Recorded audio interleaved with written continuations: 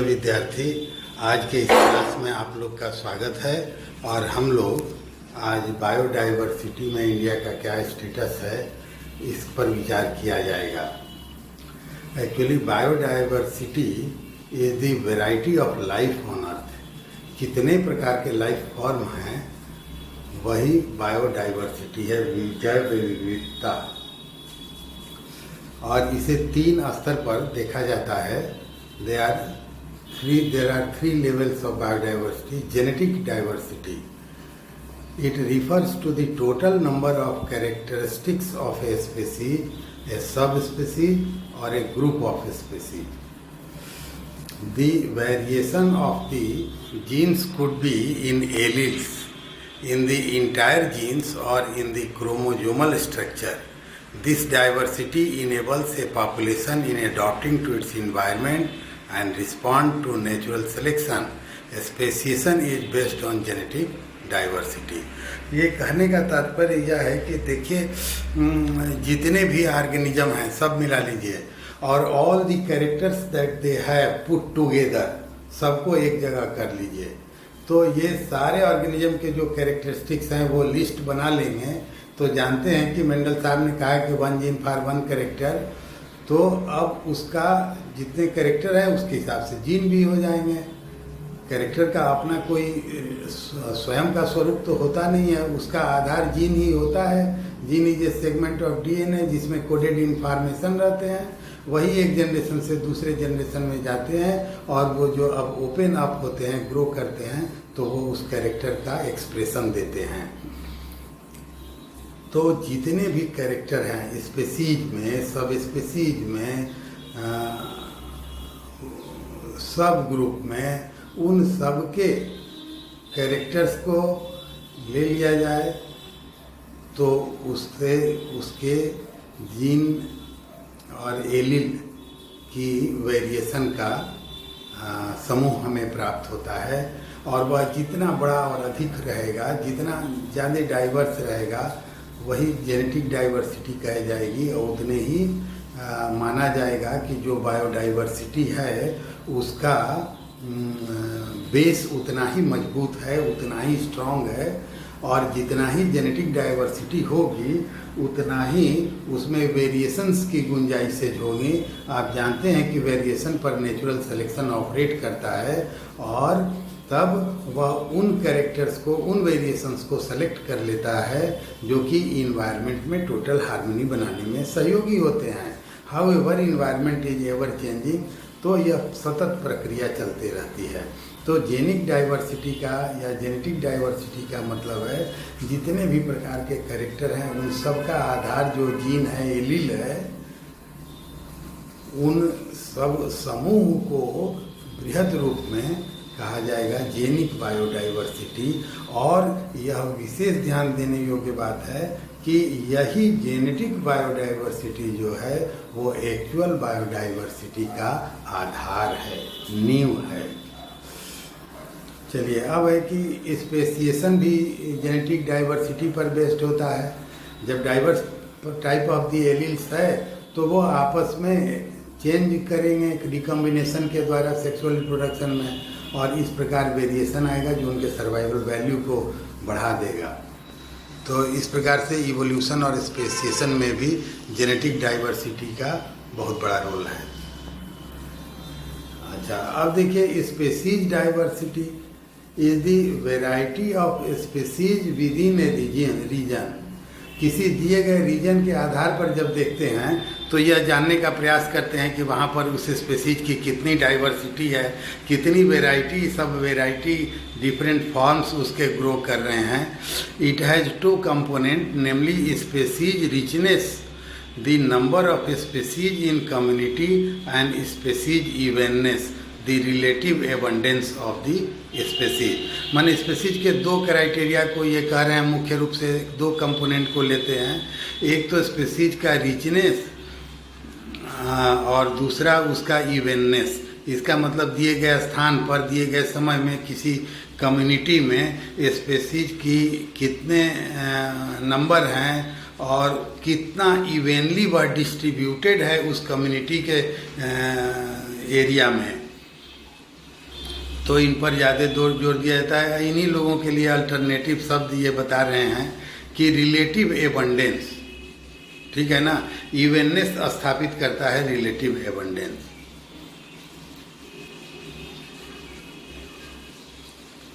और number of species in a community को क्या डिनोट करता है, तो स्पेसीज रिचनेस। अच्छा, अब है कम्युनिटी डाइवर्सिटी। कम्युनिटी डाइवर्सिटी की जब बात करते हैं तो this diversity has the 3 perspective. 3 इसका स्वरूप बताया गया। एक अल्फा डाइवर्सिटी कहा गया। विद इन कम्युनिटी डाइवर्सिटी जो है उसको अल्फा डाइवर्सिटी कहते हैं। Diversity of organism sharing the same community और हैबिटेट, उसी हैबिटेट में जो शेयर करते हुए डिफरेंट टाइप ऑफ डाइवर्सिटी उस कम्युनिटी में पाया जाएगा, वह अल्फा डाइवर्सिटी है। उसी के कंट्रास्ट में जब बीटा डाइवर्सिटी की बात आप करेंगे तो यह बिटवीन कम्युनिटी डाइवर्सिटी देखी जाती है। Rate of replacement of species along environmental gradient such as altitude gradient, moisture gradient इत्यादि, अर्थात दो अलग कम्युनिटी में के बीच में जब डाइवर्सिटी देखी जाती है। ऐसा होता है जब पहाड़ के स्लोप से नीचे की ओर आया जाएगा तो इस प्रकार की स्थितियां सामने आएगी। स्लोप के ग्रेडियंट के हिसाब से कम्युनिटी की डाइवर्सिटी बढ़ते जाएगी। गामा डाइवर्सिटी का तात्पर्य होता है diversity of habitat over the total landscape और जियोग्राफिकल एरिया। दिए गए जियोग्राफिकल एरिया में कितना हैबिटेट का वेरिएशन है, अर्थात डाइवर्सिटी है, उसको गामा डाइवर्सिटी के नाम से जाना जाता है। हाँ, तो इस प्रकार से हम लोगों ने देखा कि अल्फ़ा बीटा और गामा डाइवर्सिटी कम्युनिटी में, जिसमें कि अल्फ़ा कम्युनिटी के अंदर और beta between the community diversity, और गामा जो है यह है हैबिटेट के ग्रेडियंट के हिसाब से जो डाइवर्सिटी पाया जाता है। और तीसरा है ecosystem diversity, includes climate, micro climate, soils topography, number of trophic level, rich niches, ecological niches, energy flow, food web, biogeochemical cycling, biotic interaction and time etcetera, यह इकोसिस्टम डाइवर्सिटी के अंतर्गत आता है। India is one of the, अब देखिए एक biodiversity का ये तो पहले आधार था कि जेनेटिक बायोडाइवर्सिटी और कम्युनिटी बायोडाइवर्सिटी और इकोसिस्टम डाइवर्सिटी और अल्फा बीटा गामा ये सब बताया गया। पर आइए कुछ एस्पेक्ट और देखा जाए कैसे इंडिया का स्टेटस एज ऑफ नाउ है। India is one of the 12 mega biodiversity countries of the world. In fact इसका 10वां स्थान है वर्ल्ड में और चौथा स्थान है एशिया में। It is estimated that 70% of world total flowering plants occur in India. 70% flowering plants के प्रकार जो हैं वो हिंदुस्तान में होते हैं। हमारी डाइवर्सिटी और क्लाइमेट रेंज बहुत रिच है। India has 10 biogeographic zone. They are trans Himalayan, Himalaya, desert, semi arid, western Ghat, Deccan peninsula, Gangetic plain, coast, north east और island.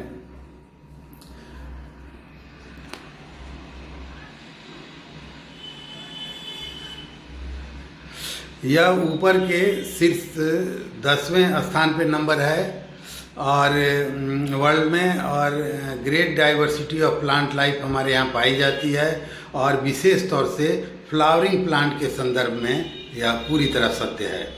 India is a source of traditional crop varieties, ranking first amongst the 12 regions of diversity of crop plant and 7th in the contribution of agricultural species. Agricultural species का जब diversity आप देखना चाहते हैं तो हिंदुस्तान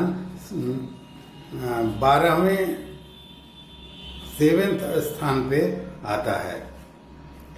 और traditional crop variety में ranking first among the 12 regions of diversity of crop plant.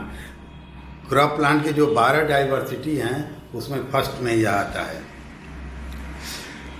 India's biodiversity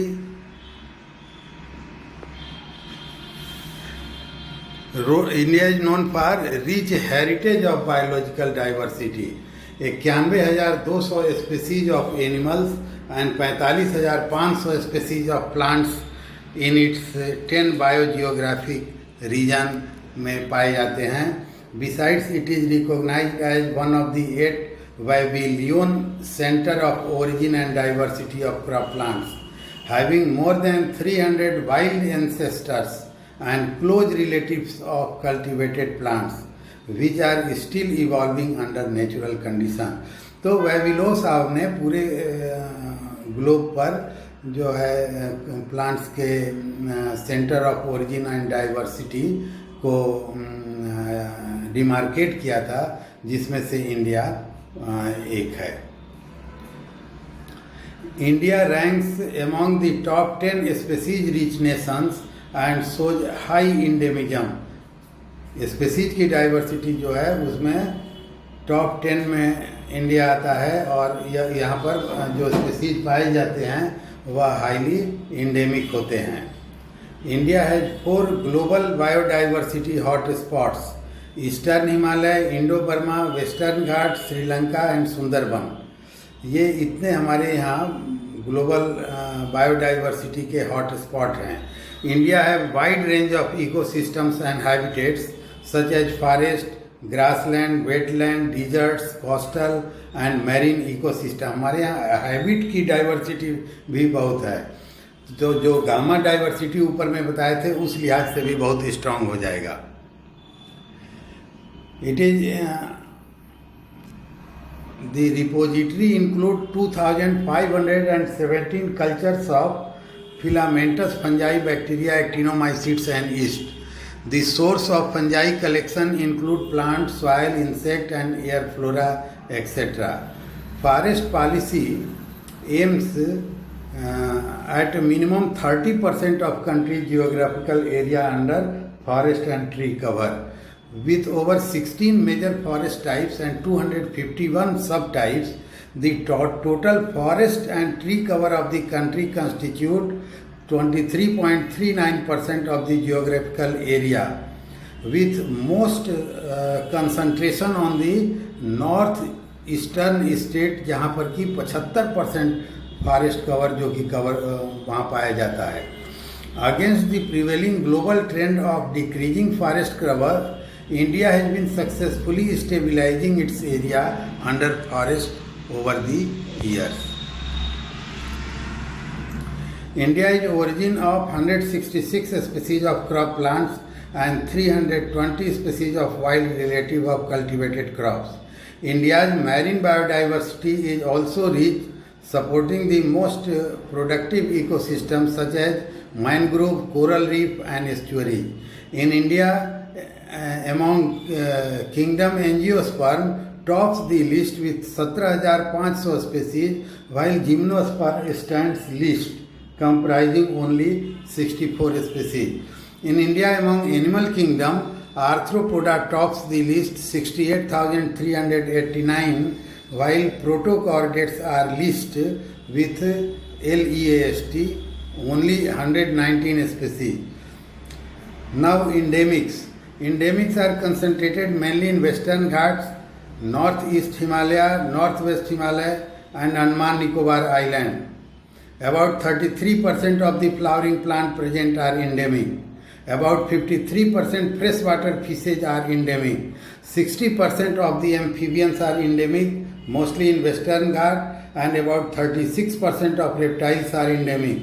About 10% of mammals are also endemic in India. Indian flora is known to harbor more endemic species than any other region of the world except Australia. Australia को छोड़कर. In India there are following 3 mega endemic centers: Eastern Himalaya, 1,808 endemic plants from approximately forms approximately 6,000 species.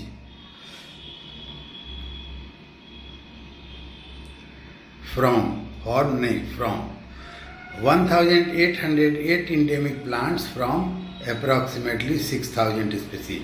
Western Ghat 1500 endemic plants from 4000 species. Western Himalaya 1195 endemic plants from 5000 species. IUCN maintains red data book and it gives complete list of the lower risk, threatened risk and extinct category of flora and fauna. चलिए इस chapter में इससे संबंध नहीं है. Inventories of fauna diversity माने animals का in India are 91,212 ऑफ faunal species, 7.43% of the world's faunal species. Endemic rich Indian fauna is in amphibians 61% and reptile 47%. Likewise, Indian fish fauna include 2 endemic families and 127 monotypic genera. IUCN Red List 2008 के अनुसार 413 globally threatened fauna species are found, which is approximately 4.9% of the world's total number of threatened faunal species. Continuous survey added new 41 plant species by Botanical Survey of India alone. So this has been with more exploration when go on increasing. Plant के case में 2517 culture of filamentous fungi bacteria actinomycetes है. इस पर हम लोग पहले बात कर चुके हैं. समरीली 33% हमारा नेशनल फॉरेस्ट पॉलिसी कहता है फॉरेस्ट कवर रखेंगे और हमारे यहाँ 23.39% का फॉरेस्ट कवर अचीव किया गया है और यह धीरे धीरे बढ़ रहा है. क्रॉप प्लांट के 166 स्पीसीज ऑफ क्रॉप प्लांट और 320 उनके वाइल्ड रिलेटिव हमारे यहाँ पाए जाते हैं. Indian marine biodiversity is also rich, supporting most productive ecosystem such as mangrove, coral reef and estuaries इत्यादि. ये अनेक इंडेमिक भी हमारे यहाँ पाए जा रहे हैं.